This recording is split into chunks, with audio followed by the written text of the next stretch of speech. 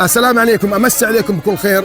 نقول الف مبروك للعرسان بمناسبه حفل عقد قران الشاب عبد العزيز بن بكر في على ابنه الشيخ احمد بن قاسم. نقول الف مبروك. لقاءنا مع رجال الواجب حبايبنا الله يعطيهم الصحه والعافيه.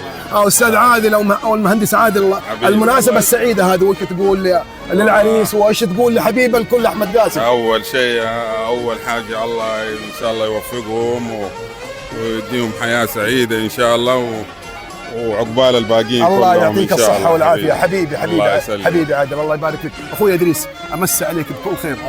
المناسبة السعيدة هذه وش تقول للعريس وش تقول لزميل الدرب احمد قاسم؟ الله يمسيك بانوار الكعبة ان شاء الله حبيبي. اول شيء انا اشكرك انت كشخص على دورك الاعلامي الاجتماعي القوي هذا في الاوساط المكاوية. الله يعطيك ما شاء الله تبارك الله عليك، دورك مميز في التغطيات اللي زي هذه والمناسبات الكبيرة اللي زي هذه. الله يعطيك العافية. ونتمنى التوفيق لبنت اخونا وحبيبنا وشقيقنا احمد قاسم ابراهيم فلاتة.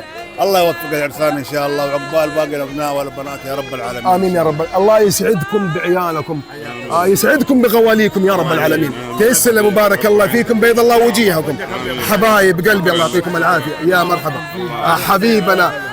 وحضر البرنس حضر حبيب الكل. نقول الف مبروك والنقول كما قال الرسول عليه الصلاه والسلام: بارك الله لهما وبارك عليهما وجمع بينهما في خير. والد العروسه وحبيب الكل حبيبي احمد قاسم. اللحظه الجميله هذه مع رجل الطيب والكرم والواجب. الله يعطيك الصحه والعافيه. وش تقول لكل من حضر؟ ما شاء الله تبارك الله. انا اعجز عن شكرهم جميعا، الصراحه شرفوني واكرموني. الله يكرمهم زي ما اكرموني ويوفقهم ان شاء الله، ويوفق ابنائهم ان شاء الله. نفرح وياهم دوم وابدا، وانا وقلبي وبيتي كل حبايبي ما شاء الله تبارك الله مرحبين بكل اللي ما شاء الله تبارك الله. والله تستاهل وتستاهلوا كلكم حبايب احمد قاسم. الله يخليكم لبعض، يديم اللحظات الجميله هذه. الانتيم هذول الله يخليكم لبعض، الله يخليكم لبعض.